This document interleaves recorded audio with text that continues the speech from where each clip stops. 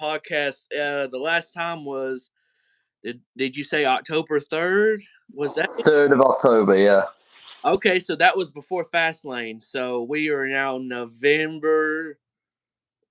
Damn, what day is it? It's November 20 something. So what? So November 21st. that's at least a month and 3 weeks that we have not done. Yes, and it's just for me personally, it's just, dude, you haven't seen me upload a lot. Normally, I'll upload like my college football picks, NFL picks. I haven't done that in 2 weeks, but as they say, hey, I'm back, motherfucker. So, like, for me, like, just a lot of stuff, this time of the year, it's a lot of ups and downs with stuff. And I think everyone goes through that. So, I mean, me and Felix talked about that like off camera because I'm not going to talk it in front of camera because that's not who I am unless I feel the need to say it. But man, episode 65. We got some news. We got the Survivor Series predictions. Can't wait for that. And we got fucking Randy Orton officially back. How you feel about it that Randy's back? And kudos to him because we heard, oh, he might have to retire this, retire that. Hey, dude is back and he's in damn WarGames for his first match back, which is crazy. Yeah, I'm excited. Like, as is everyone. Like, Randy's been out for what, over a year now. So, I mean, I looked up. It was actually something that one of our friends Yusuf like sent into our group chat. But it's like when Randy was like out, like Edge was still the leader of Judgment Day. Damage Control didn't exist. Like many other things happened. Like back in the day, that it's been that long. It's just like crazy. So yeah, I'm excited that Randy's back, especially as we heard when he was out that he might have to retire, which obviously we none of us wanted to happen, and it would have sucked for Randy's career to end like that. But he's back, which is great, and yeah, he's in fucking War Games, which is madness. Only Randy could come back after over a year with a severe back injury and have his first match be like, yeah, fuck it, let's do War Games. Only one of the most dangerous matches in WWE. It's like, all right, Randy, bloody hell, fair play.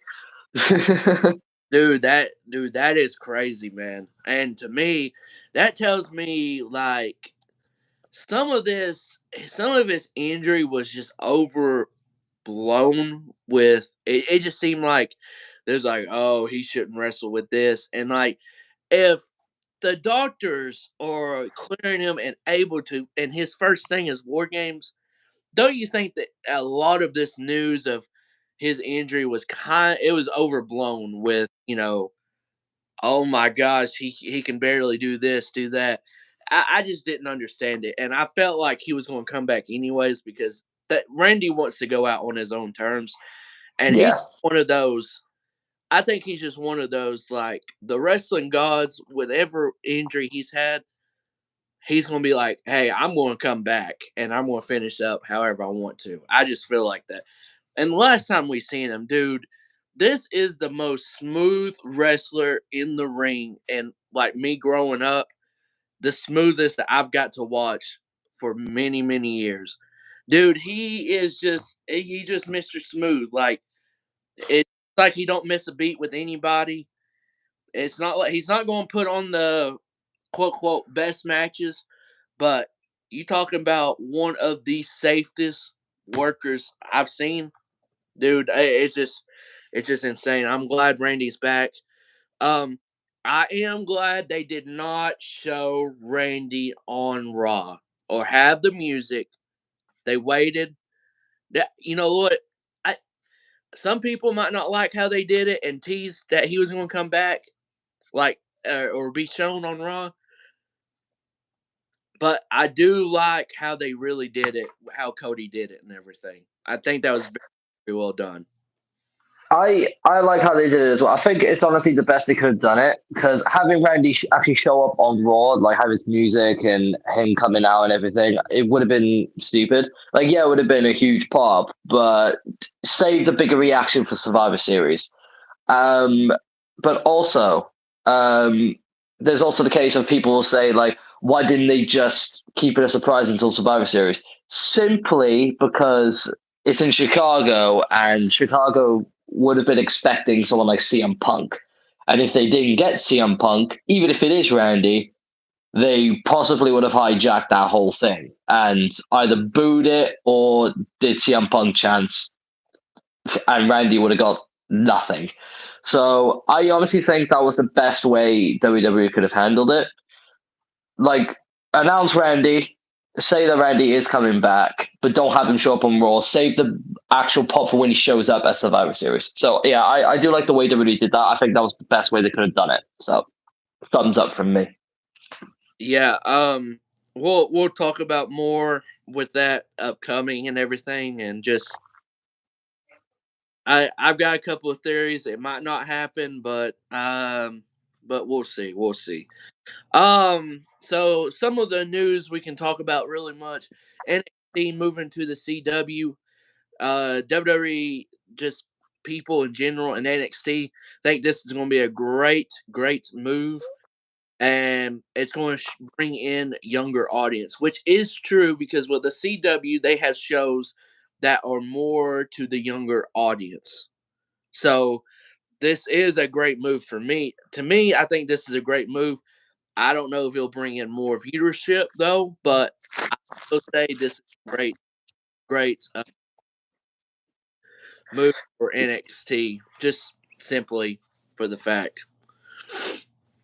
Yeah, I agree. I think it's a good move for NXT. Ultimately, I think a younger audience is sort of right for NXT anyway, especially with how NXT has gone towards. Like, gone are the days of like NXT Black and Gold, like Triple H's NXT.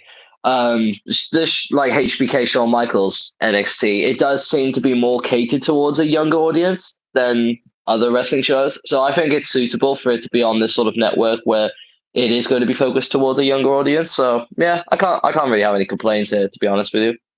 And they think that the way that AEW, you know, looking and everything, and how man, we could really talk about with their ticket sales and everything. I can't believe how tough it is for them because for me, I get WWE is hot, but man, like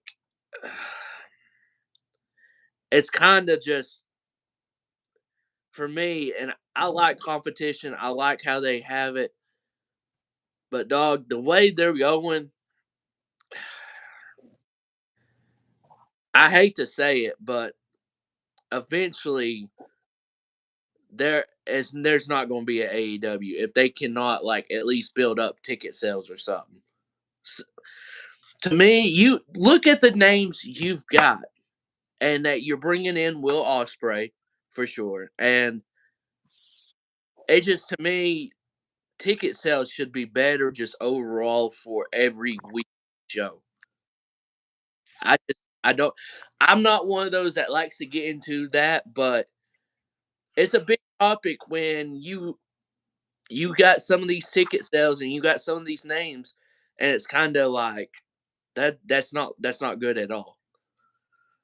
Yeah, I get where you're coming from because yeah, like looking at the names that they have, like you really should be drawing more fans and having more ticket sales and all that. I'm someone like I like you. I'm someone who doesn't go into details of like ticket sales and all that. Like especially when it comes to competition, I hate that stuff. Or ratings, like when fans used to always like compare the ratings of like NXT and AEW. I'm just like, who cares? Who cares who wins? I honestly couldn't give two craps as long as like both products are nice, like good to watch. Agreed. That's what I care about. But ultimately, it is a business, and for AEW's sake, they really do need to up those ticket sales because it is quite bad for the talent that they have. Um, Ultimately, I think it's ever since the CM Punk left the company that it sort of happened. which, to be fair, I did see coming because obviously CM Punk was one of their top draws, if not their top draw, like period. So with him being gone, it's a big loss in terms of their big names draws getting their ticket sales in. Uh, it's a tough one. I honestly don't know what Tony Khan could really do about it. Maybe get like someone else like Massive in, but who's that name that can really draw people in? Because I thought it would have been Edge. I thought like things would have improved once Edge signed, but so far it hasn't, which is quite surprising. So honestly, don't know. Yeah, it's a tough one, but Tony Khan have to figure it out. Like I don't know, maybe you'll just have to make some interesting storylines that are going to grab people's attention. Because I noticed something I've noticed he does is that he loves to make announcements to really like get people to watch, but it ends up not being that big of an announcement in the end. Which, yeah, it's sort of like trolling your audience in a sense, and I don't like it. That It's like the boy who cried wolf sort of thing. yeah, I completely agree with that because like for me, if WWE ever says they have a big announcement, it's normally a big announcement. It's something that's oh shit, they're going there or like something like that. So like it's not like it's always a big announcement. It might not be a big announcement to everybody, but say, when they announce they're going to Germany or Australia, dude, that's a huge thing. Going, international like they are. So for me, it's just like, dog, how do you, and I know they don't go to London often, but how do you go from whatever the damn sales were? We know it was over 70,000 at least. You know, Yeah, who cares? How you go from so many people like that, and I know that's a big market that you don't go to often. And you go to the other things and it's 3,000, 4,000, and it's like, to me, I said this before and I'm going to say it again. Until until the demand is more for AEW, they need to go to smaller venues anyways. yes, Go to small venues that has 5,000, 4,000, say 5,000 at the max. Go from there and creep back up and just see if that works out. I don't know, but yeah, that's what I would do. This wasn't really going to be a topic thing, but it just hit my mind just because it's like I don't like talking about it, but it is an alarming thing, especially since it would help big time adding Copeland, whatever. It's always going to be Edge to me, but I really thought he was going to help them a little bit more than what it was, but it is what it is. Brock Lesnar, just a little quick side note, won't be back to the Royal Rumble. It's well deserved to me because Brock's not going to be that guy that's going to be there every week, anyways. We already know that, and he was there for a good bit, like for many weeks and everything. So, can't wait to see. I mean, what do you think they're going to do with him with WrestleMania? You know they're going to do something with Brock. oh, they're definitely doing something with Brock at WrestleMania. They have to. Um, I'm not sure who though, because they haven't really like done anything with Brock to really suggest who he's going to face at Mania. So I think it's going to be a case of ultimately he's going to be at the Royal Rumble, and he's probably going to have a face off with somebody, and either somebody's going to eliminate Brock, and Brock's going to get pissed off, or Brock's going to eliminate them, and it's going to start some sort of feud. I don't know who though. That's the thing. I don't know who it could be. It's Maybe it could be. oh, go Go ahead. on.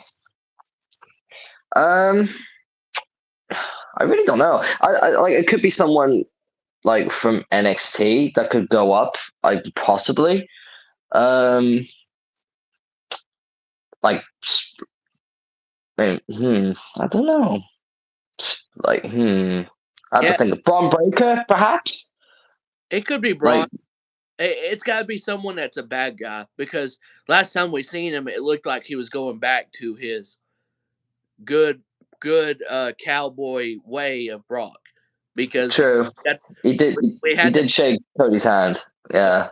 and then Cody Rhodes ended up facing Dominic Mysterio after that. Whoop de doo. Yeah. So, so we really paused on that one, WWE. Um, it's got to be a heel to me. Braun, if he's moved up by then I like that because I mean he should be moved up by now because he really don't have much more to do at all. No. Um, I don't know, man. I really don't, but it's got to be a bad guy. I, I think I know who my dream opponent for Brock would be, but it depends if he'll have dropped his title by then. Oh, they could do it for the title for all I know. Gunther and Brock. Oh shit, man, I don't know because to me, like, how do you work out who's going to be facing Seth? Because I feel like not to really spoil it, but I feel like there's only a couple people that could win the Royal Rumble, and And Gunther's one of them. Gunther's one of them. To me, he's the favorite, but Hmm.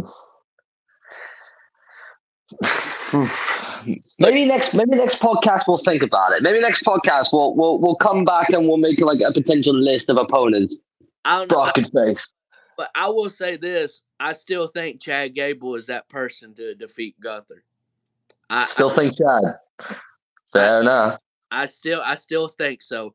They cooled down with that, and Chad Gable did say, "Hey, whenever my time comes again, I'm going to come after you." So he did say that. So it's like a little cool down. But man, I still think Gable's the person to beat him. I don't know when. To me, I think it's War Rumble though. I Could think be because he could drop the title at Royal Rumble and then win the War Rumble in the main event. it's like a domino effect, a 50-50 thing. You lost your title that you had for all this time, but hey, you're in the You're gonna win the Royal Rumble. You're in the you're main event of WrestleMania. Well, well, main event of WrestleMania. We know how the Royal Rumble can sometimes be with the main event of yeah. WrestleMania. WrestleMania has like 5 main events each night, so it doesn't matter. But like, man, okay. One thing I'm gonna say real quick. I'm tired of all these pay-per-views having 3 main events. There's only one main event. One. The last match. One. One for Roman Reigns. One. I hate that. I hate that. Like they've done it for so long now, and you're taking the piss. Because Man, I thought it was a Vince McMahon thing. But nah, this man Triple H just wants everyone to know we got 3 main events. Triple H. There, you know for yourself, there's one main event. The last match is the main event. Don't give me these. Oh, we have a triple main event. Oh my god, give me a break, dog. Okay, that's my little. yeah, yeah, it's so ridiculous. They've done it for so long now, and it's taking the piss. It's just like, we get why they're doing it because obviously Roman is going to be in the main event of anything he's in, so they have to be like, oh, in order to get the other people to be in a main event, let's make it a triple or a double main event. They started with double main events, now they're doing triple main events. So it's just like, oh, good Christ. It's just like, no. Factually, there's only one main event. The last match of the card. That is what the main event is and will always be. There is every other match is just a place on the card. It's the co-main event or the match before the co-main event or the start of the start of the show. There is no triple main event. It's just one main event. The last match on the card. That is it. I don't know, but I will say this: if I was a wrestler and I'm not the main event, I want to be the first match. Yes, because that is actually the two best placements. Hey, I want to be. Hey, we starting out with you two. Okay, that means you have confidence that we're going to start off the show good. Yeah, exactly. Yeah, because you ending the show and starting the show is it's basically at the start of a sandwich. It's just like you can't have whatever is in it without the two bread holding it all together. You got to have a good start and a good end. To have That's a great comparison. The damn bread. Oh, and the sandwich. Oh man, that's a great one. Oh man, very. thank you. I've got something in there. It's not just empty up here. But But yeah, it is factually like it's in order to have a good show, you got to have a good start and a good end. That's just how it's gonna be. It everything in the middle ultimately it does help, but it doesn't ultimately matter. It all falls apart if it doesn't have a good start, it doesn't have a good end. that's true. Just factually. That's true. Um.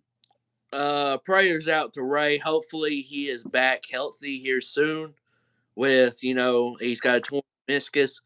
Said he'd been wrestling on it for 3 months, which is kind of wild. Jesus. Yeah, fair play. That's what's told. That's kind of wild, but a tournament compared to other stuff isn't as bad. But they said it gotten worse.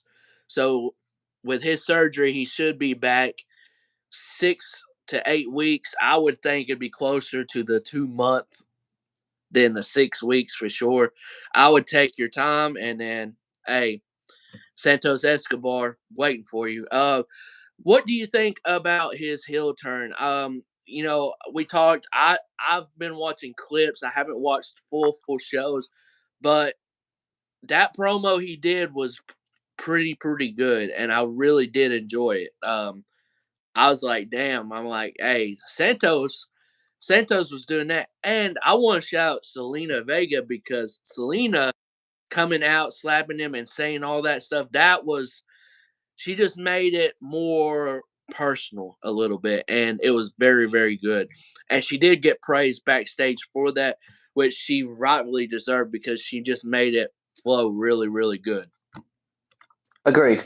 I love that Santos Escobar turned heel because I love his heel stuff. Like he's a good face as well. Like his stuff with the LWO was good. But ultimately, I think Escobar is best as a heel. His best work in NXT was heel. Like, he was great in NXT with Legado del Fantasma, and I think he's going to be great now on the main roster as a heel when he ultimately does face Ray at I think WrestleMania now at this point, seeing as Ray is going to be out injured until near about WrestleMania. So I think they'll face off at WrestleMania, which will be a good match.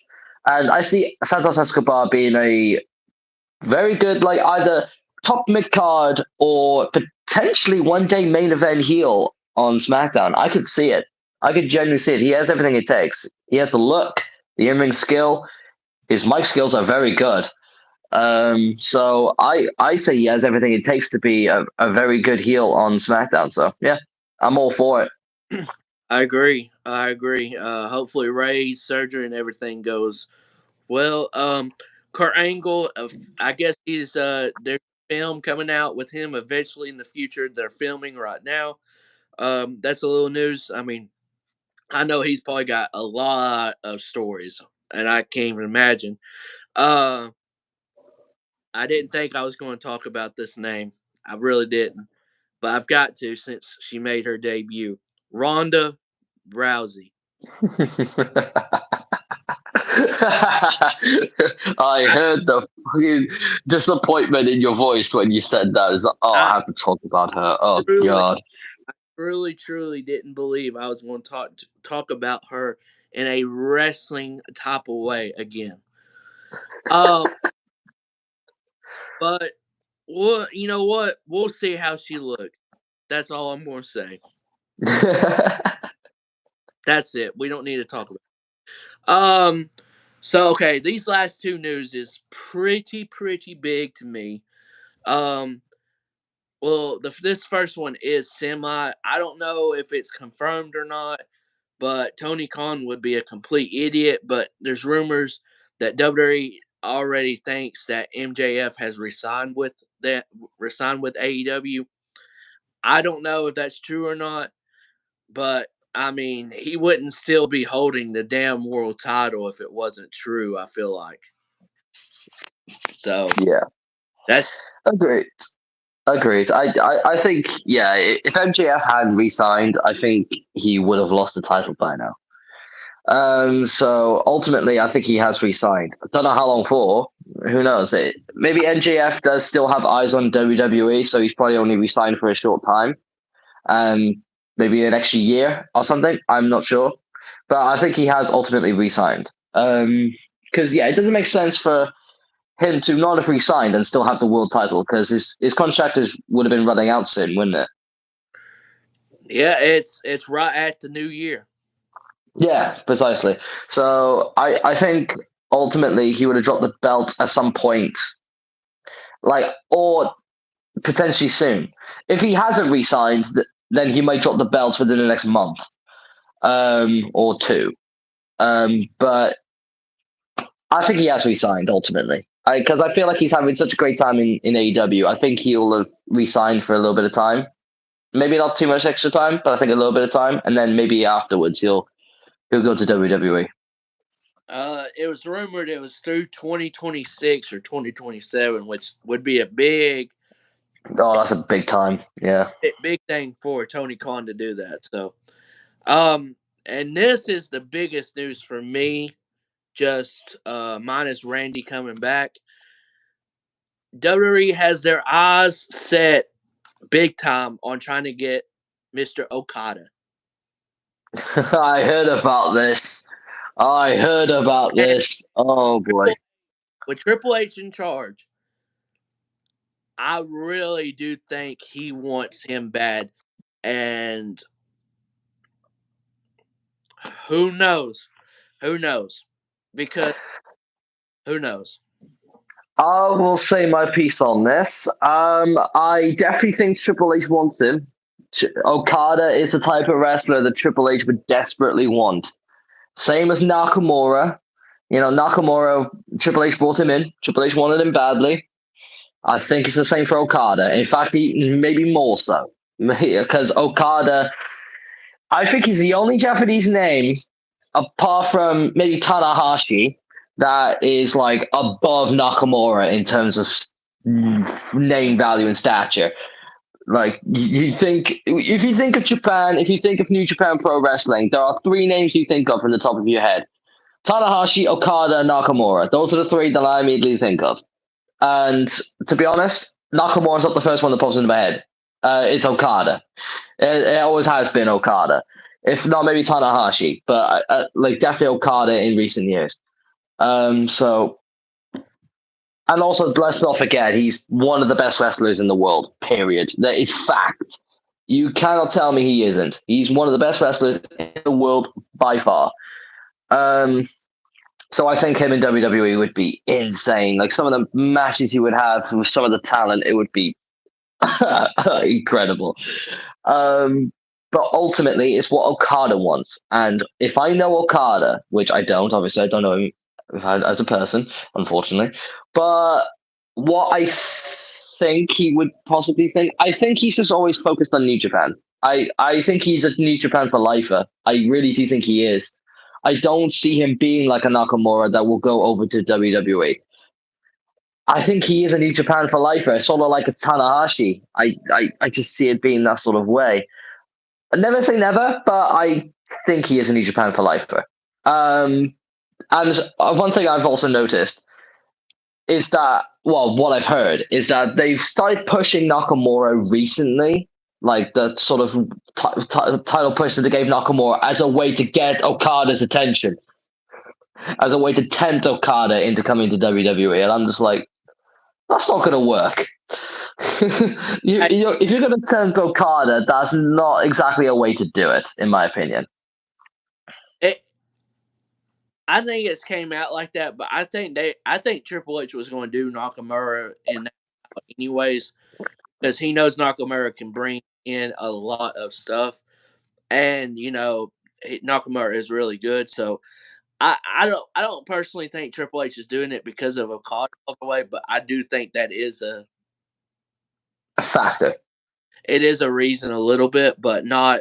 I don't think it is all the way. But No. to me, I agree with you. I will say out of that or go if he ever went to AEW, I think he would go to WWE just because he wouldn't have to do full time at all. So Because that's the thing. Okada, like he does have some interesting wrestling in America because obviously he wrestled in AEW. So he does have some sort of interesting wrestling in America. There's no doubt about that. It's just a case of him going to WWE. That means he wouldn't be able to go to Japan again. At least not unless WWE really gave him a special type of contract where he can do dates in WWE and also New Japan, which I but don't ever see. I if Vince isn't a part of it, I think Triple H would allow that. Maybe. If Triple H wants him that badly, I think that'd be the only way of really tempting Okada. Is if Okada was treated as like a special attraction sort of thing, where he shows up in WWE only every so often. Like he's not like a full timer. I'm not saying a full part timer, like someone like a Brock or a Cena or a Roman Reigns or something like that, but he's not there every week. But he is there like somewhat regularly to do dates, and then he also does dates in New Japan as well, which would take a lot of Okada, but I think he would still want to do dates in Japan because I just like I said, I think it's New Japan for life. But we'll see. Never say never of Okada. Yeah, it's just one of those. We just got to wait and see. But I would love to see Okada in WWE. He's literally one of those like top wrestlers that I would love to see in WWE, along with someone like Omega. Like, oh my god, imagine some of the matches he could have in WWE. It'd be incredible. To me, when Triple H has been in charge, and you notice how Michael Cole and the commentary team bring up certain stuff and everything, it's like they don't have a leash on what they can say, minus probably AEW's, AEW. So like, Yeah, so for me, like I'm pretty sure they've talked about New Japan Pro Wrestling at least once or twice. It seems like they brought up the New Japan at least. So to me, I I would not be surprised if Okada came. I guarantee you he would allow him to go to Japan and do his stuff. I feel like it because with Vince, hell no. But Triple H is if he wants you, dude, he is going to allow. He's going to have a lean way for you to do a lot of stuff. yeah. Also with Okada, if he were to go to WWE, I mean, I think this goes without saying, but he definitely wouldn't go to NXT. He's going straight to the main roster. He doesn't need to do a Nakamura and do a little bit of NXT. He doesn't need any of that. No. He's going straight to the main roster if he goes to WWE. He's going straight to Raw, straight to SmackDown, whatever.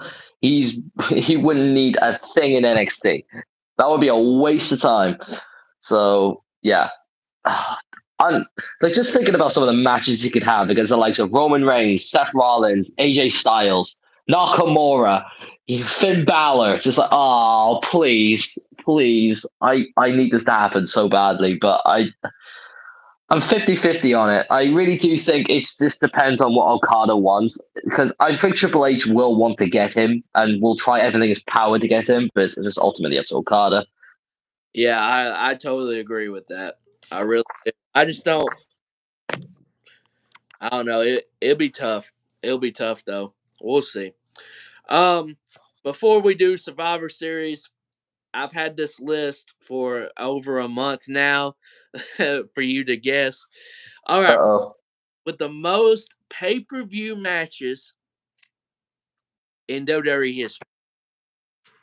Most pay-per-view matches. Okay.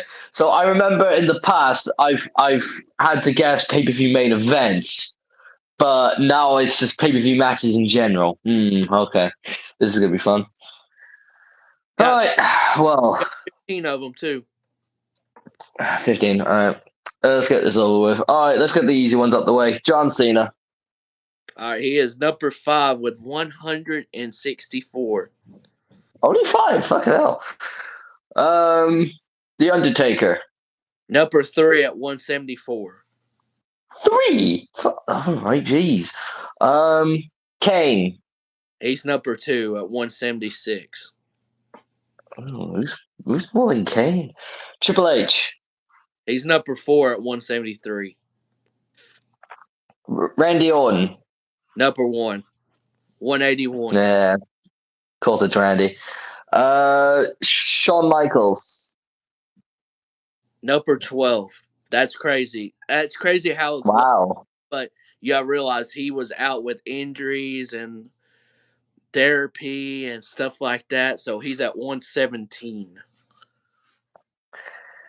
Okay. Let's go. Dolph Ziggler. He's been around for a long time. Yeah, 14. 110. Yeah. Sheamus. That is your first miss. Oh, I was on a good streak there. The Miz. Number 9 at 132. That's a lot of matches for the Miz. I ain't gonna lie to you. I don't know. Wow. Yeah. I was expecting to be like number like 13 or something. He's higher than what I thought he would be. Yeah. Big time. Hulk Hogan. No. No. Hmm. How many have I got so far?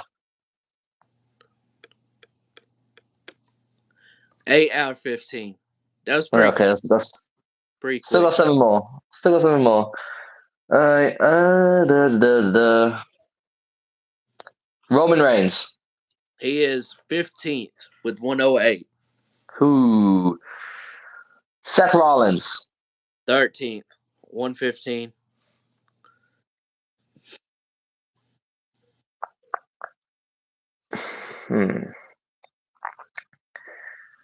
Now this is where I have to think. So this is just pay-per-view matches in WWE, not across like ECW or Well, WCW, WWE. I don't know if this it's just in history, so I don't know if you're going to count. I don't know. I don't know if you're going to count ECW with WWE match. I don't know, so I can't really help you with that. Great. Because I was gonna like say if it includes like WCW, then I was thinking like maybe like Ric Flair, but Oh no. no. It's probably just WWE. Yeah, okay. Edge. 6, 145. Wow, 4 more left. That's crazy. Pretty 4 cool. more. Yeah. Yeah. Watch. I'm gonna struggle with these 4. Watch. Rey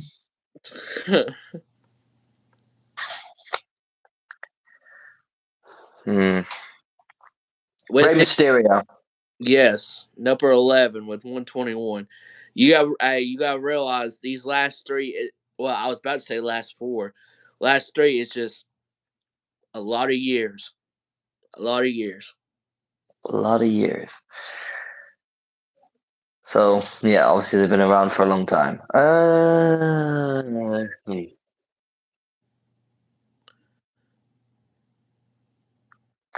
Any wrestling nowadays?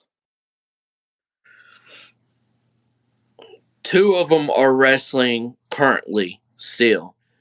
Okay. One is off and on. Big Show. He's number 8 with 142. That's the off and on. Oh yeah. That one's like sort of like told me Big Show. So like 2 still wrestling nowadays.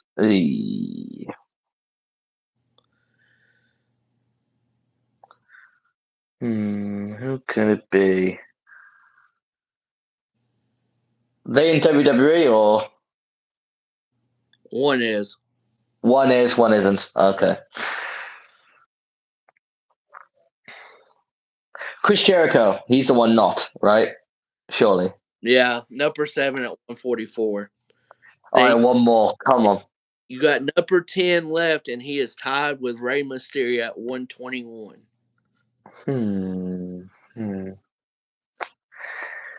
Still in WWE. Who could Yeah. it fucking be?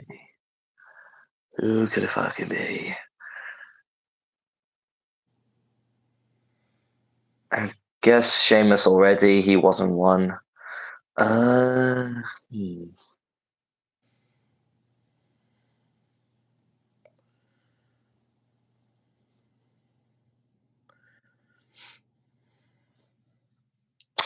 Hmm. Oh god, I don't want to tap out on this one. Not while I have one more left. Oh, who could it be? Who could it be? Who could it be? Let me try to figure out a clue, and I'm gonna give you one clue, and then that'll be it. If you don't get it, then Yeah. let's see, clue.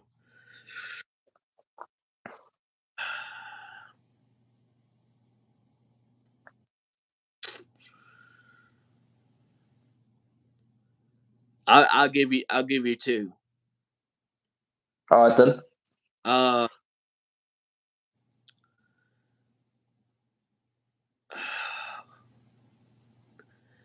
he's been in a tag team, and Okay. he had a great he had a he had a great WrestleMania run.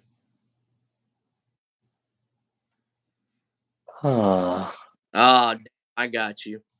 I can already tell with the look you could just gave me. Tag team had a great WrestleMania run. And with his WrestleMania run, it didn't have to be a tag team. So I gave you 3 clues there.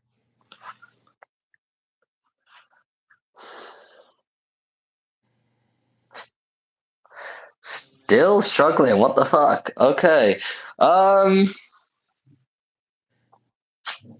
Wasn't a tag team, had a great WrestleMania run. I'm guessing by great WrestleMania run, he just kept winning a WrestleMania, right? Huh? I'm guessing by great WrestleMania run, he just kept winning at WrestleMania, right? No. His run to WrestleMania and everything.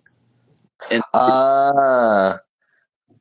so with that clue, since I messed you up with that, I give you probably another 30 seconds or so to answer.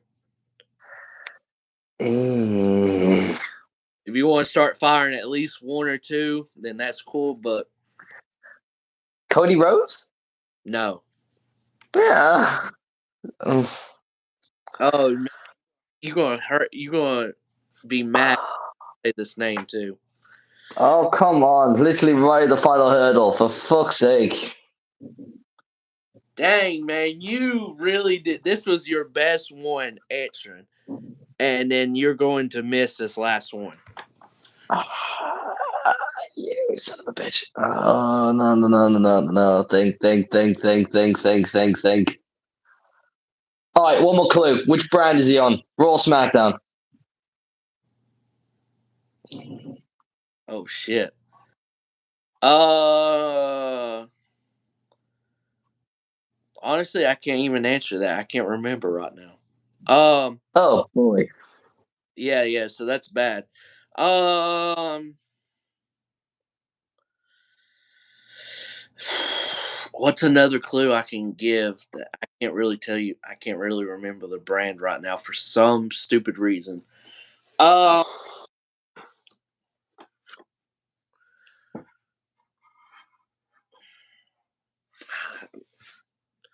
ask me It's another. not, Ask me another. it's not, it's not Brock, is it? No. Ah. Wait, Knucklehead what number is he in the list? 10. 10. Oh, for fuck's sake. Okay. Last hint. He went. He's been through an accent change.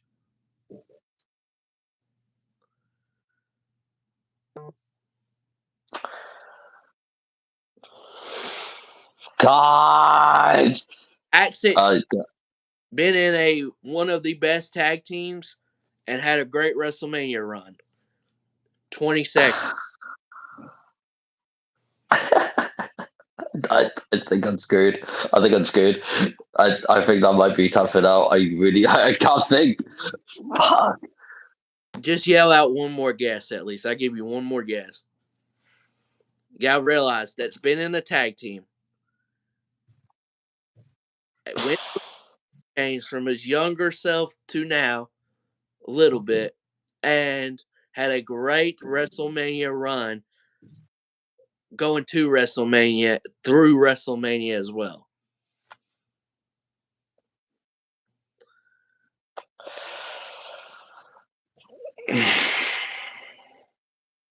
I think I tap out. Yeah, I'm tapping out. I can't think. Just tell me. Put me out of my misery. Who is it? Let me put an X. Damn. Kofi Kingston. Ah! No! No! No! It makes so much sense now. No! Oh no! Great! Oh, had a great WrestleMania run. That should have given it away. Daniel Bryan. Kofi Mania. No! I'm kicking myself for that. Oh, Felix, you fucking idiot. Yeah, fair play, fair play. I did well up until Kofi. Damn, man. Really thought you were going to get that when I was doing the hints and I saw your face. I'm like, oh, damn, this one got him for sure. But very, very, very good pick. Very good answers. And then, damn, Kofi got you. But all right, let's go to Survivor Series War Games previews and predictions. The card, don't know how the card's going to look. I always say this, but we will go with Solo versus LA Knight, and I'm glad LA is showcased on this pay per view again. You know, when you get showcased over and over again, speaks very highly of how they see you. So I'm really glad he is. Um, I think this is very simple to me. Even though Solo needs more wins, this is not a win that Solo's going to get. I don't think. I think LA Knight beats him. See, I don't know. I'm a bit 50-50 on this because I see LA Knight winning, but I also see Solo winning. I see Solo winning because he did just beat John Cena. So it's clear that they're pushing Solo in some sort of way. So I don't know if they're going to have Solo overcome LA Knight here. I don't know. I'm going to stick to my gut instinct and say LA Knight also, that he's going to get the win. But I can also see them giving Solo the win, just purely because they seem to be pushing Solo a lot recently, especially after the win against Cena. So I don't know. I can see this match going either way, but I'm gonna stick to my gut instinct and say LA Knight also. Yeah, to me it's a lot. It's very like you said. I just don't know, but I just feel like that this is like this is called an LA Knight win just because of how he lost to Roman and everything. I think this is when he gets his semi win back and Yeah. get more builds more for tonight, but I don't know. I don't know. It's just questionable. We'll see. Carlito versus Santos Escobar. I'm really excited for this match to see how Carlito is on one. If I'm not mistaken, this is his first one-on-one match, isn't it? Since him being back, am I I right? think so. Yes, Am I right about that? I think so. I think. So we will see how he is. He looked great. Don't get me wrong. I can't wait for this. I think this is going to be a very, very good back and forth. But Santos needs to win to build up this heel persona, and I see Santos winning this one. I think it'll be very, very good. Really wait for it, but I think Santos with the win. Yeah, I agree. Completely agree. I'm looking forward to this match. I'm looking forward to seeing how Carlito looks. in a one-on-one setting, like you said. I think he'll be great because he looks great. Let's see if he can actually back it up in the ring, which I think he will. I think this will be a great match, especially with Santos Escobar. I think it'll be great. But yeah, I agree. Santos Escobar with the win because he needs it more than Carlito does. Especially now that he's just turned heel and he needs to build up this heel run of his. Yeah, he needs to win here. I think I can see him win by cheating, but I think he'll win regardless. Yeah, I'm not sure where they're going to put with Del Cruz and who how what's and Wilder. I don't know how they're going to do that, but I think they're going to side with Santos, and I think Yeah, Selena is going to be. I don't know. Selena going to be in the middle, but I think yeah, two are going to side with them. So I think that's how Santos wins. But I think for me, I think Carlito's going to have a big chip on his shoulder because people are not going to know how he's going to look with one-on-one action because he's been in tag team, six man. So I don't know. I don't know. It'll be interesting, but I think he's going to have a chip, and I think he's going to show out. So I not saying I'm definitely not saying match of the night, but this could if you didn't have war games, this could be a dark horse for match of the night to me. yeah. Agreed. Talking about war games, we got the women's war games. Haven't really paid much attention to how they've done brought up with these women's war games, but I know it's going. A lot of this has been around Bailey getting kicked to the curb eventually, and it's funny because we thought it might be EO. Triple H did a Uno reverse on us, and it looks like it's going to be it. I don't know how they're going to do it. But it'll be quite interesting to me. So with the women's war games, we got Bianca, Charlotte, Shotzi, and Becky versus Asuka, Bailey, Kyrie Sane, and Io Sky. To me, I honestly I love this women's war games just overall. Um, this fits into Shotzi's personality so good. Um, and people want to talk about, Bianca, Charlotte, and Becky just being on a team as stacked. You got Oscar, you got Bailey, you got Io that is the women's champion right now, and you got Kyrie Sane that's literally been all around the world. That team is stacked as well. So I don't get the notion that I've seen a little bit that, oh, you got Becky, Charlotte, and Bianca. That's a stacked team. I'm thinking, look at the four on the other side. I mean, that's pretty stacked as well. So, I don't really like seeing that, but I'm gonna let you go off. I'm gonna let you start off with this one. What do you think about Okay. the board game thing? Hey, I did a Uno reverse to you on that one.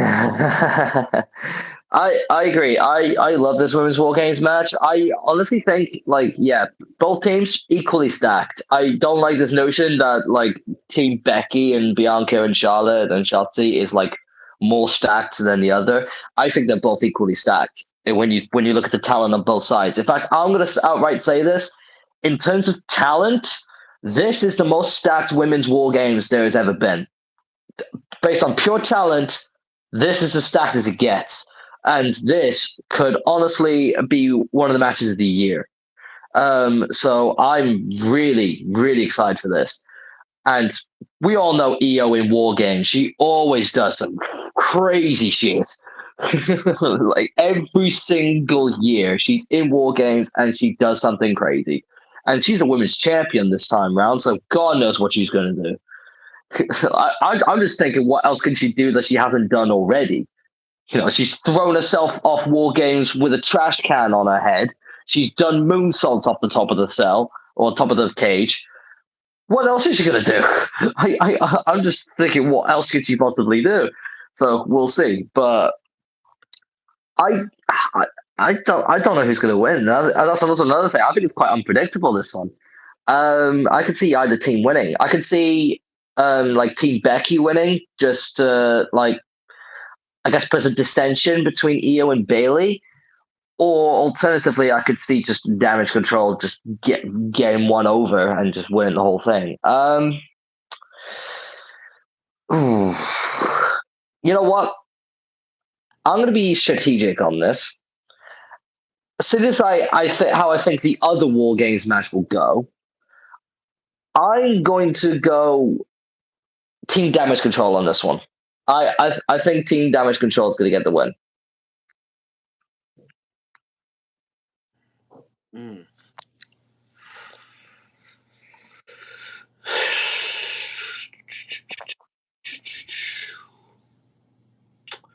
I'm very torn between who I want to pick as well. Um,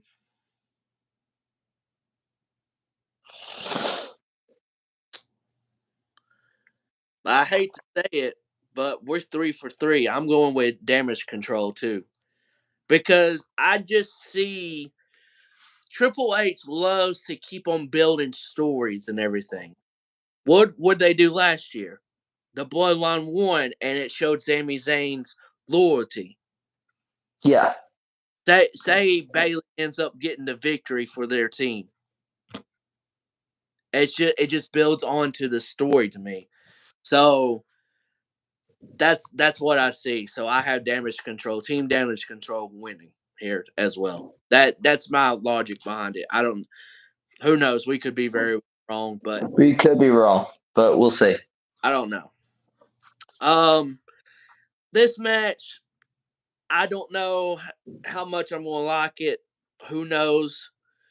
But we got Rhea Ripley defending the women's championship, the World Women's Championship against Zoe Starks. I like that Triple H has gave a lot of opportunity to women that you don't think that would have gotten it probably in the past. Um, and he has showcased a lot of women, and I completely love that. He's trying to showcase them and get them in front of the audience more and more and more. And I think it's starting to work to extent, not all the way, but at least there's progress. Everything. Agreed. And we'll see. I hope this is a good match. I hope it's back and forth. But this is going to see how Zoe Starks is going to. I think I think this is huge for her. I think this is a big test for her. I think from Triple H's point of view, to see how Zoe stacks up with Rhea, this is going to be big. But at the end of the day, Rhea Ripley is going to win anyways. But I don't think it's going to be in dominate fashion. I think this is the one of the few times we're going to see her look a little vulnerable in one-on-one action. Agreed. I do like that Zoe Starks is getting an opportunity here. Like you said, I like how Triple H is giving opportunity to women that we don't see given these opportunities very often, and especially at a big show like Survivor Series. Like this is huge for Zoe. So fair play to her. She's not going to win, obviously. Rhea's going to retain, but I think ultimately it is going to help Zoe a lot to be given this sort of stage to perform in. So yeah, I think it's going to be a good match.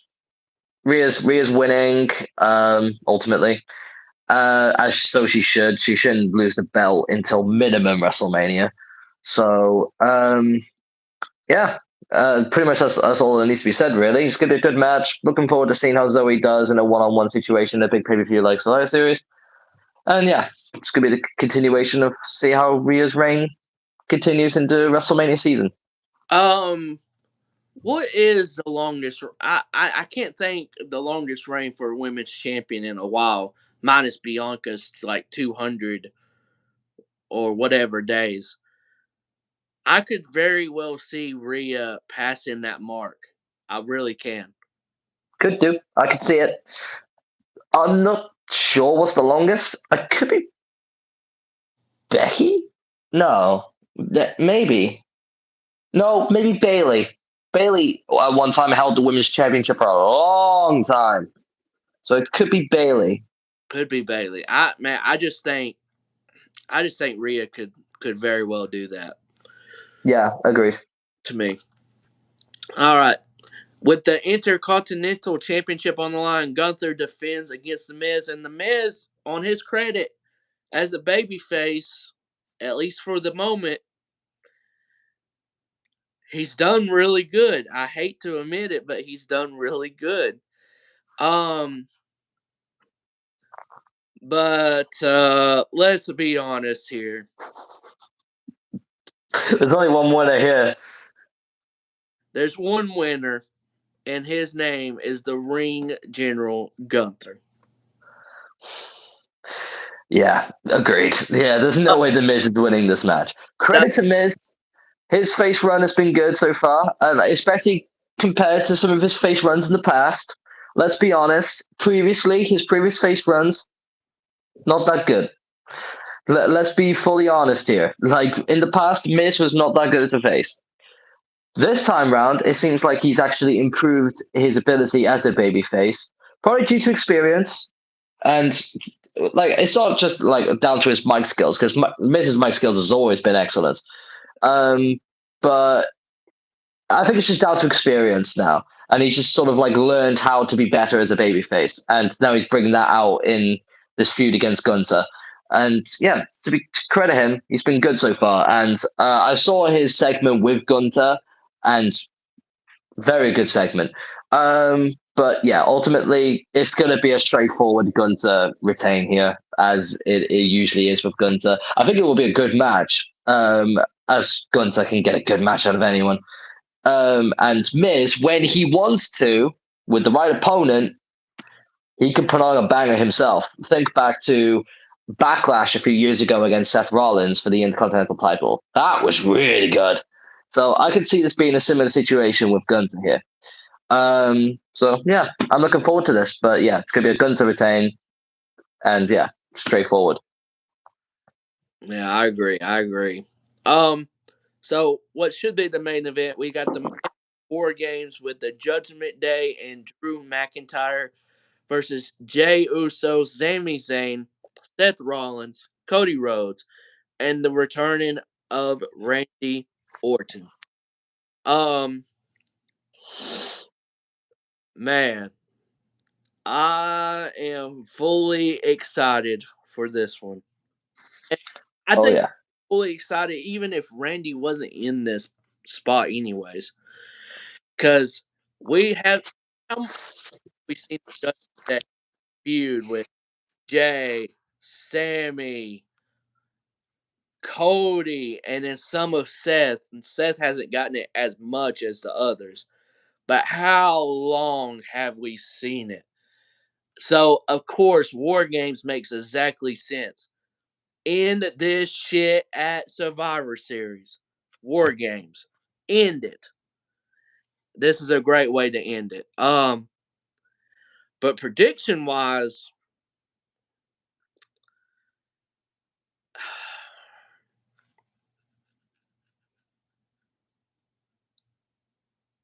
I'm gonna go.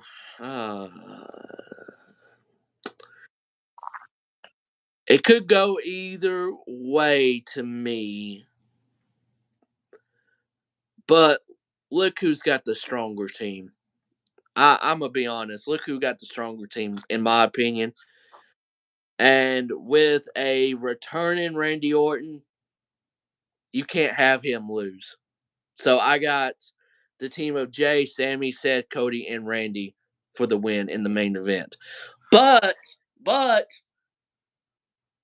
I'm gonna have a big curveball at the end. And it ain't even gonna be a part of the match. Interesting. Well, I mean, I hate to say it, but every single prediction is completely the same, because I'm going with Team Randy as well. You cannot have Randy lose on his return back. He's been out for over a year. If you have him lose, it'd be stupid. No. I love Judgment Day, and I have like gone out and said in the past I think Judgment Day as a whole should win more matches. But this is an exception. This is an exception where I'll be like, no. like I don't think Judgment Day winning here would be the worst decision in the world. Don't get me wrong, especially if Randy doesn't take the pin. As long as Randy doesn't take the pin, we're fine. But I just think ultimately it does make sense for Team Cody, Jay, Sammy, and Randy to get the win here. Ultimately, um, yeah, and with the curveball, I think I know the way you may be going. Maybe Randy turning on Cody after the match. I Is don't. that the curveball you're thinking? It's either actually it wasn't even a part about the match at all, but think Ooh. about it. I think it could be he remembers what the hell Jay did with his bloodline, and I think he might RKO Jay after the match. I could see it. I could see it. I could very much see it. I think I could see Randy RKOing somebody. I could definitely fucking see it. Randy is one of those that does not forget things, and it's Oh no. brought up. And if you notice Jay's reaction to him knowing it was Randy, yeah, He was like, ah shit. yeah. But my curveball is, and it's probably not going to happen. But hey, I'm gonna throw it out there. I don't really care. As you do So, normally. we have Shinsuke Nakamura, doing these vignettes and everything with um some people like I know you're close by or something like that. I would just throw and he does all in the recent one and everything. It's been very very good and I really enjoyed it. I think to end the show, they're not he's not going to come out or anything, but he's going to do it's going to be like a voiceover with something. And next thing you know, you see the X. I think they'll show that and it'll be like it'll be for Punk. I think they're going to do that.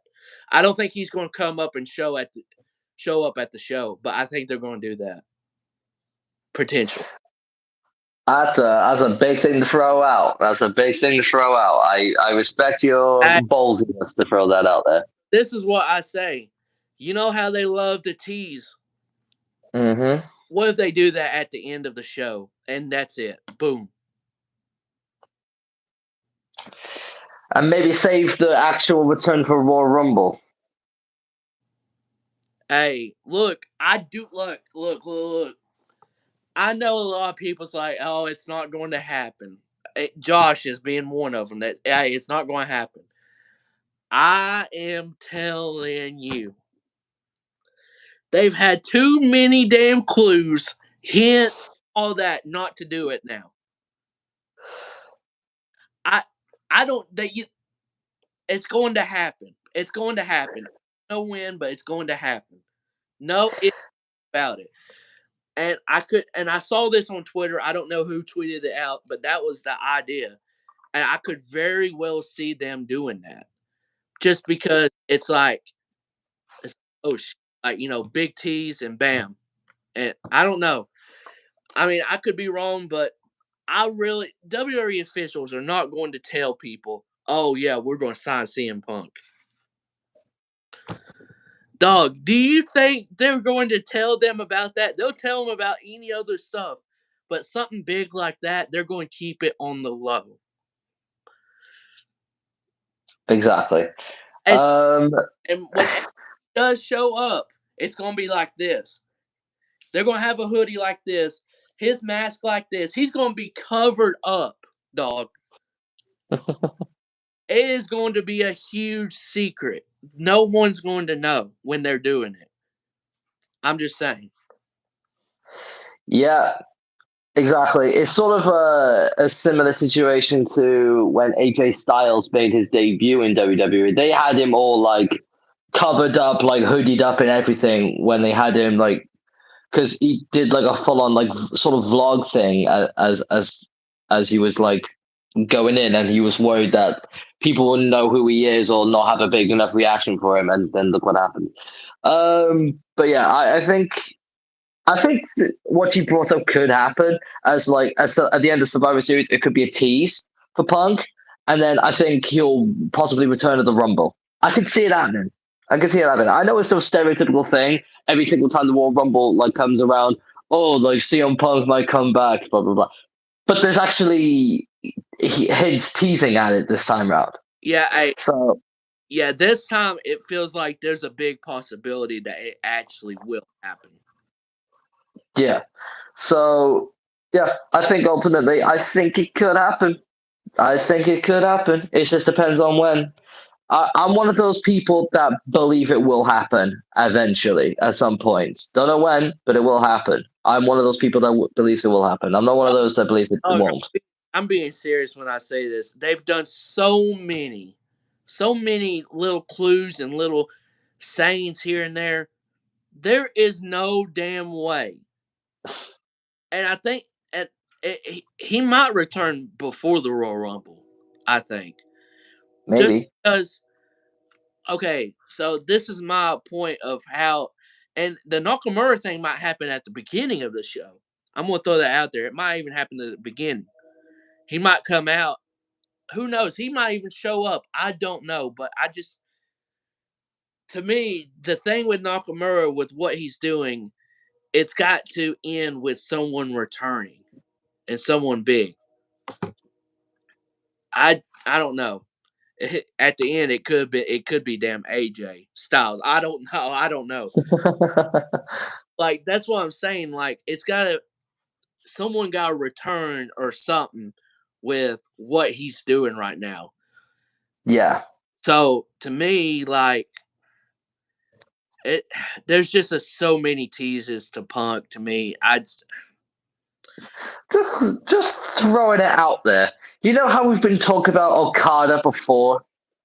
This is not it. I'm assure you this is not I would it. But I've seen that though. like, what if this whole Nakamura thing is a fucking huge tease for Okada to make his debut or something mad like that? Like, it's probably, but just throwing it out there. That would be wild. That That would be wild. And it's the right person to do it as well, Nakamura, because yeah, like the whole New Japan thing. It would make sense for Nakamura to sort of like hint at Okada coming to WWE, but I don't think it's that. I think it is Punk. It's the more likely one, and but a few weeks back he did a GTS. The exactly, USA Network commented on the thing saying best in the world. Dog, yeah, look, I do not care if you think he's not coming back. But bro, the the hint hints are there. done with so many stuff and not even just including just Nakamura. Dog, he's coming back. I don't know when, but he's coming back. Yeah, And trust me, for me, it was a surreal moment for him to come back to wrestling in general. yeah, But to come back to the place you never thought he was going to come back it will would be be insane. for me will be a bigger moment. I that's Oh hard to yeah, his return, but I think that'll be a bigger moment just overall in general. yeah, because it's something people have wanted since he left. And every single year we hear the same thing of people saying he's going to come back, and he doesn't, and he doesn't, and he doesn't, he doesn't. But he possibly will this time. More likely than any other year beforehand. It's more likely now. Yeah. So it's going to be insane if it does happen. Hey, But yeah, the whole hey, GTS thing, it's definitely a hint because Nakamura doesn't do a GTS any other time. That's not a regular part of his moveset. He doesn't ever do a GTS. So that was definitely a hint and something. And the whole best in the world stuff, yeah, they've done too many hints for it to not happen. yeah, to me, if it happens Saturday and we get to hear and everything, hey, if I'm watching it with good friends of mine, shout out to Brian and Summer.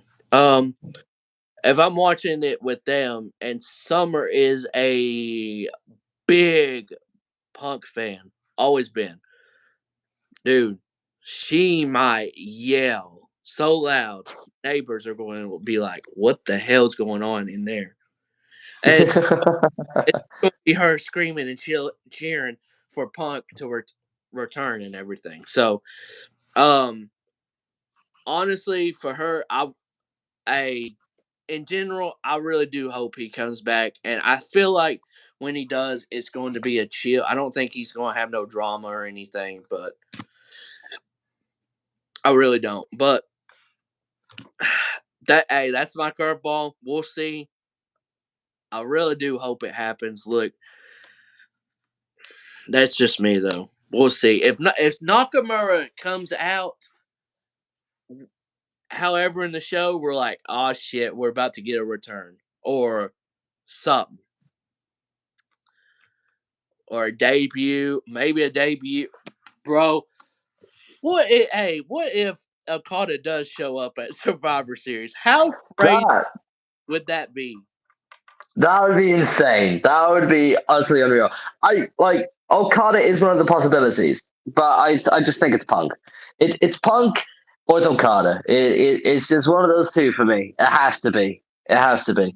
Um, but I think Punk is the more likely one, especially considering Nakamura did the GTS and all that. I just think it's ultimately the Punk. Yeah, I agree. I agree. But other than that, that's been Survivor Series War Games predictions. Talking about news. It's I been got great. one more thing to talk. I got one more thing to talk about. Go ahead. Go ahead. Liverpool. It's been a while. A lot of things have happened. Some good, some bad. Let's talk about it. So since the end of the podcast last time round, we've had a run of results. Again, some good, some bad, but you're mostly good, to be honest with you. So we beat Everton 2-0 in the Merseyside derby. We then went on to then beat Toulouse 5-1 in the Europa League. We're now through, confirmed in the Europa League to the next round. It just depends on whether we finish top of the table or we finish second in the table. But I think we'll finish first, like easy peasy lemon squeezy. We then beat Forest 3-0, which was a really good result for us. Then we beat Bournemouth 2-1 in the Carabao Cup, which also included a Darwin Nunez absolute screamer. He did a poor touch. He did like a touch that was like very poor. It sprawled away. The crowd, because it was an away crowd, we were away at Bournemouth. They were like laughing at him and going like they were jeering at him, like "Way!" And then all of a sudden, Nunez gets the ball, cuts inside a little bit, and then just does a screamer outside the box and is like, "Ha! Fuck you!" That's what you get for laughing. And what I find funny about Darwin Nunez, he's the funniest striker on planet Earth. Tap-ins, he won't score them. He won't score normal tap-ins, like ones that like it's an open goal. Literally, like it's harder to miss than it is to score, and he somehow misses. But yet, the ones that are harder to score, he somehow bangs them in, and it's just like, mate, you don't make sense. Easy chances you miss, hard chances you score. What's going on, brother? Like you need to start. You need to start scoring the easy chances as well, bro. Like, come on, you make no sense. But I love Nunez nonetheless. But yeah, he's a funny one. He is. Um, then after that, this is when we had a couple of bad results. We did lose to Toulouse in our second game against Toulouse. I think we lost like 3-1. It was a very poor performance, but it doesn't matter ultimately. We're through regardless. But then we drew 1-1 against Luton Town in the Premier League, which was a very bad result, especially since Luton is one of the bottom teams. Like, we really should be smashing them regardless. But not too bad ultimately now that we're second in the table still. But if we had beaten Luton, we'd be top of the league right now. So it's just one of those things. Then after that, we did bounce back. And we just recently, I think it's the most recent game. Yeah, yes, I think. Yes. Right before the end of right before the start of the international break, we beat Brentford 3-0 at home. So yeah, to come back and smash Brentford 3-0, very good result for us. Um, and now we're in the international break. We're second in the Premier League, 1 point behind Manchester City. And we're top of the table in the Europa League still. So we're in a good position at the moment. It's just ultimately we could have been top of the league right now if we'd have just beaten Luton a couple of weeks ago. But hey ho, it is what it is. Also, what's interesting, our first game back after international break is this upcoming weekend, I think. Yes, it's this upcoming weekend. We are facing Manchester City. So it's a big fucking game. It's a big game. What day is that on? Saturday or Sunday? Saturday. I think Saturday. I'll tell you after this is over, and I can actually check and tell you. But I think it's Saturday. Could be wrong. Could be Sunday, but I think it's Saturday. I know it's a 12:30 kickoff. That much I know. It's a 12:30. Well, my time, obviously. So it's going to be a very early game for you. If you're going to watch it, it's going to be a very early one for you. Yeah, well, I'll probably be up. Yeah, it's going to be like 7:30 in the morning. I think that's how the time works because we're 5 hours difference, aren't we? Damn, 7:30, man. God. Yeah. So 7:30. So yeah, you're gonna have an early one to watch that one. Yeah, but trust me. Good thing we got and break and all that, and so I can get up, I guess. So. But yeah, ultimately, it's going to be worth it because it's a big fucking game. Us versus City is always entertaining, always close. Who knows? It's going to be a tough one, as it always is against City, especially as we're away. We're not at home, we're away, we're at the Etihad. We don't exactly have a good record at the Etihad. We normally lose or we normally draw. We rarely win at the Etihad. We have won in the past, but it's a rarity.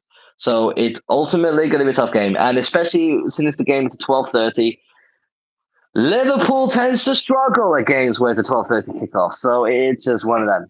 It's just one of them. But if we can win, we're going to be top of the league. So it's theoretically a must win. Yeah. A draw wouldn't be the worst thing in the world because we'd still be a point behind, and that's nothing. But sometimes points can be all the difference. So we do need to win, and I really hope we do. A part of me feels like we will, but I don't want to get my hopes up because every time I say that, we end up losing. So I'm just going to say, hope for the best. Take a damn draw and that's it because, hey, I don't know, man. I mean, that would be tough and all that because, I mean, with the stuff that's been going on, I haven't been able to keep up as much as I'd love to, but I need to focus in and, like, I always remember, like, I'm bad with when they take their breaks because I'm like, when the hell they even come back? Because it's their breaks is way different than what like American sports is. So yeah, it's because like international breaks, like all the footballers who play for the clubs, like play for their countries and all that, for like World Cup or Euro qualifiers and stuff like that. But yeah, it's going to be one of those games where literally any result can happen. We can lose, we can draw, or if a miracle happens, we can win. But ultimately, it just depends on how we perform. We tend to step up against City. Even if we lose, we tend to always put in a good performance. So I'm looking forward to it.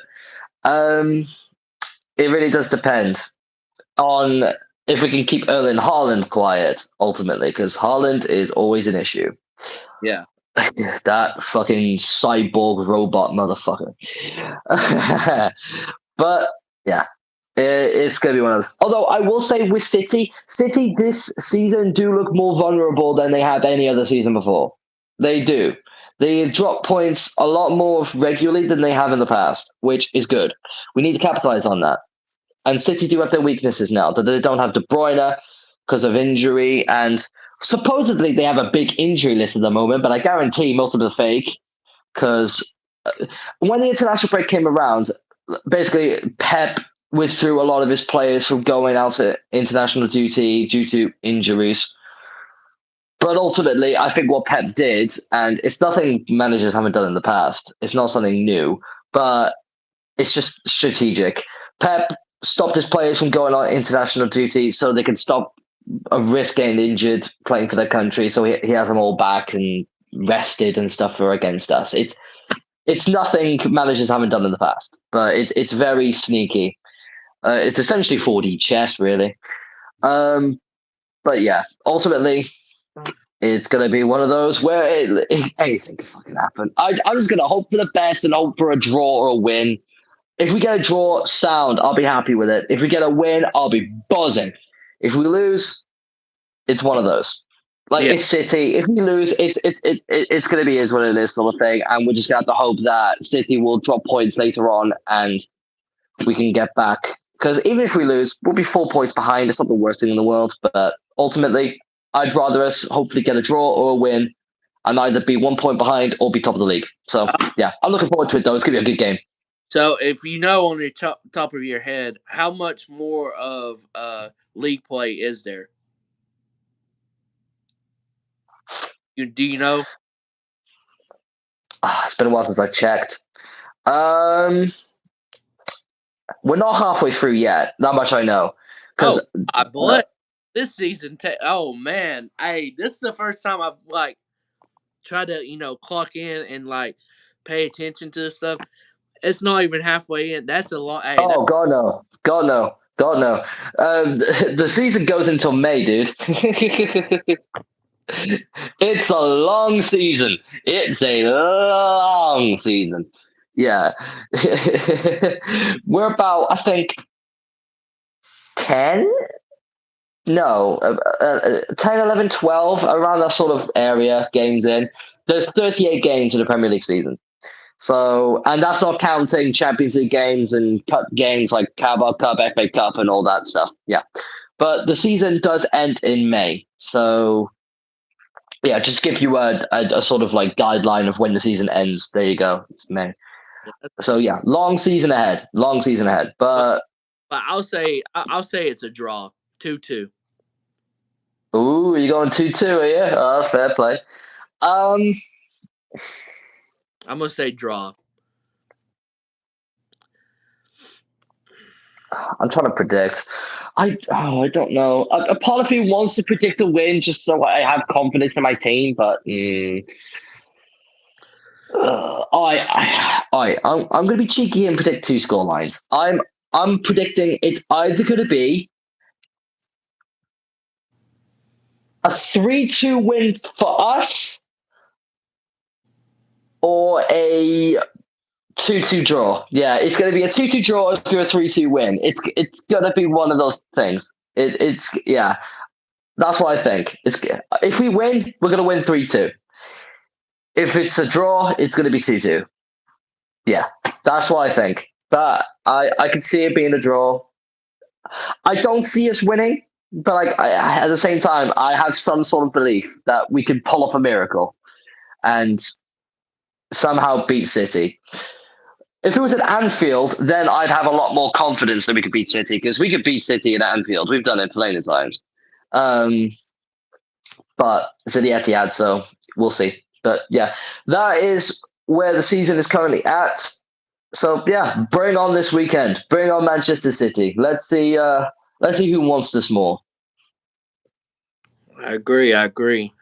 Um, let's see what I was gonna ask you one more thing about it. So with the season being 38 games, is it you play every team at least twice, like home and away? Yes, Okay, that's yes, what I that's thought. exactly what it is. You play every single team in the league twice. One home, one away.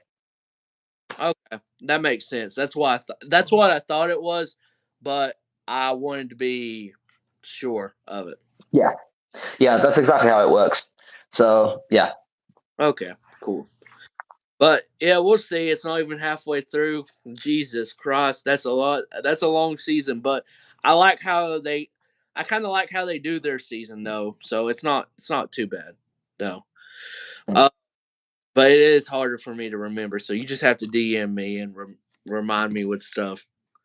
Honestly, One thing I'll do from now on is that, like, at the end of it, like every or when a game is coming up, I'll message you and just be like, "Oh, dude, this is when it's happening. If you want to watch it, watch it. If you don't, just yeah." That's what I think I might do. I ain't gonna lie to you. It's from Premier League, and that's probably it because they ain't showing anything else over here. Probably. You never know. Actually, they could. But yeah, Premier League definitely. But in terms of other competitions, I think it's a 50-50. I don't know how it works over there, so don't quote me on that. Unless they show it on the Peacock network. So I mean, that's the only. Hmm. I don't know, but I think I've only seen them do Premier League. I'm pretty sure this year. I could be wrong, but I don't know. But yeah, this has been episode 65. Hope you guys enjoy Survivor Series WarGames this Saturday night. Can't wait for it and everything. Let's see. And I don't have anything else. I'll have college football and NFL this week, so I'm gonna have predictions with that. And now I'm going to get some sleep and enjoy myself, and then go in for my last day of work until next Tuesday. So I can't wait for that. Can't wait for that good, Nice. and I can't wait. But all right, I hope you guys enjoy your holiday break, however you'll do. I don't know, but for us in America, we have a good little break coming up. So hope you guys have a great one, and this has been episode 65, and we'll see you guys next time here on the podcast. Peace out, y'all. Take care, guys.